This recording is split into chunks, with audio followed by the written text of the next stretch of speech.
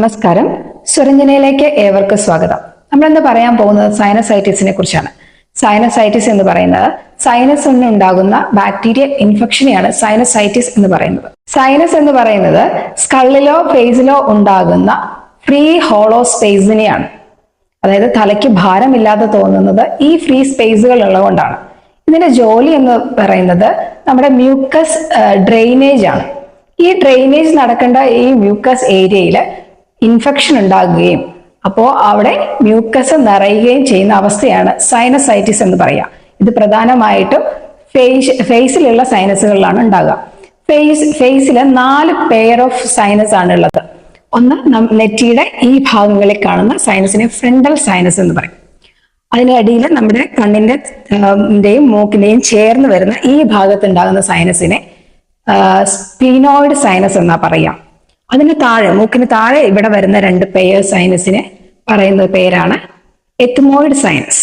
അതിനുശേഷം നമ്മളുടെ മൂക്കിന് തൊട്ട് താഴെ വരുന്ന ഭാഗത്ത് വരുന്ന സൈനസിനെ മാക്സിലറി സൈനസ് എന്ന് പറയും. അത് ഈ ഭാഗങ്ങൾ മൂന്നിലും മ്യൂക്കസ് നിറയുന്ന അവസ്ഥയാണ് സൈനസൈറ്റിസ് എന്ന് പറയുന്നത്.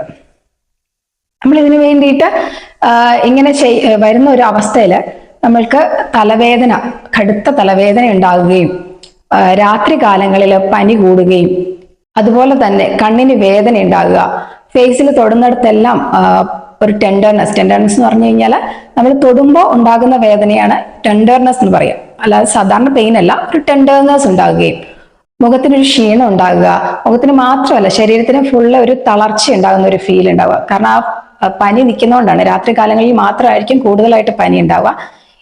ഉച്ച സമയങ്ങളിൽ പനി അങ്ങനെയുള്ള കാര്യങ്ങളൊന്നും ഉണ്ടാവില്ല. അതുപോലെ തന്നെ ത്രോട്ട് പെയിൻ ഉണ്ടാവാറുണ്ട്. എല്ലാവർക്കും എല്ലാ സിംറ്റംസും പ്രസന്റ് ആവില്ല, പക്ഷെ ചില ആളുകൾക്ക് കൂടുതലായിട്ട് സിംറ്റംസ് കാണാവുന്നതുമാണ്. അപ്പൊ നമ്മൾ ഇതിനു വേണ്ടിയിട്ട് ഉപയോഗിക്കുന്ന കുറച്ച് പ്രഷർ പോയിന്റ്സ് ആണ് നമ്മളിപ്പോൾ പറയാൻ പോകുന്നത്. നമ്മൾ പ്രഷർ പോയിന്റ് കൊടുക്കുമ്പോൾ ആദ്യം കൊടുക്കുന്ന പ്രഷർ പോയിന്റ് നമ്മുടെ 2 പുരികങ്ങൾക്ക് നടുവില് നമ്മൾ ബിന്ദിയൊക്കെ വെക്കുന്ന ഒരു പോയിന്റിൽ ക്ലോക്ക് വൈസ് ആയിട്ടും ആന്റി ക്ലോക്ക് വൈസ് ആയിട്ടും പ്രഷർ കൊടുക്കാം. ഓക്കെ, അതിനുശേഷം വരുന്ന പോയിന്റ് എന്ന് പറയുന്നത് നമ്മളുടെ 2 പുരികങ്ങളുടെയും നടുക്ക് വരുന്ന ഈ ഒരു പോയിന്റിൽ പ്രസ് ചെയ്യാം. 1 മിനിറ്റ് എങ്കിലും ഒരു പ്രസ്സിങ് കൊടുക്കുക. അടുത്തതായി ഈ ഭാഗങ്ങളിൽ ഒന്ന് പ്രസ് ചെയ്ത് കൊടുക്കുക. ശേഷം വരുന്നത് ഇവിടെ എത്മോയിഡ് സ്പേസ് എന്ന് പറയുന്നിടത്ത് പ്രസ് ചെയ്ത് കൊടുക്കുക. നെക്സ്റ്റ് മൂക്കിന്റെ താഴെ തൊട്ട് താഴെ ഇവിടെ പ്രസ് ചെയ്ത് കൊടുക്കുക. ഓക്കെ, ശേഷം നമ്മുടെ ഫ്രണ്ടൽ സൈനസിൽ ഇതിന് മേളിൽ, അതായത് നമ്മൾ ഇവിടെ പുരികത്തിന് നടുവിൽ പ്രസ് ചെയ്തു, അതുപോലെ തന്നെ ഇതിന്റെ മേളിലും പ്രസ് ചെയ്യണം. തൊട്ട് മേളിൽ പ്രസ് ചെയ്യാം. ഈ ഭാഗങ്ങളിൽ ഈ 2 പുരികങ്ങളുടെ എൻഡില് പ്രസ് ചെയ്ത് കൊടുക്കുക. ഉറങ്ങാൻ പറ്റുന്നില്ല അങ്ങനെ ഒരു കണ്ടീഷൻ ഒക്കെ ഉണ്ടെന്നുണ്ടെങ്കിൽ, ഈ ഇതിന്റെ ബുദ്ധിമുട്ട് കാരണം ഉറങ്ങാൻ പറ്റുന്നില്ല എന്നുള്ള കണ്ടീഷൻസ് ഒക്കെ ഉണ്ടെങ്കിൽ നമുക്ക് ഈ നമ്മളുടെ കൈ ഫ്രണ്ടിലേക്ക് വെക്കുക. ഈ മുടിയുടെ ഫസ്റ്റ് പോയിന്റ് വെച്ചിട്ട് അതിന്റെ ഈ ഫോർച്യൂൺ എന്ന് പറയും. അപ്പൊ ഈ 3 വിരലുകൾക്ക് ശേഷം വരുന്ന പോയിന്റിൽ പ്രസ് ചെയ്ത് കൊടുക്കുക. ഓക്കെ, ഇതാണ് ഏറ്റവും കൂടുതൽ നമ്മൾ ഇത് മ്യൂക്കസ് ഡ്രെയിനേജിന് വേണ്ടിയിട്ട് യൂസ് ചെയ്യുന്ന പോയിന്റ്സ് എന്ന് പറയുന്നത്. അതായത് നമ്മുടെ ശരീരത്തിന് ക്ഷീണമുണ്ട്, ബോഡി പെയിനും ഉണ്ടെന്നുണ്ടെങ്കിൽ നമ്മുടെ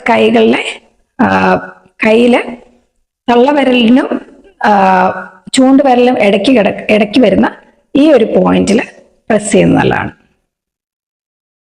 അതുപോലെ തന്നെ ലെഫ്റ്റും റൈറ്റും.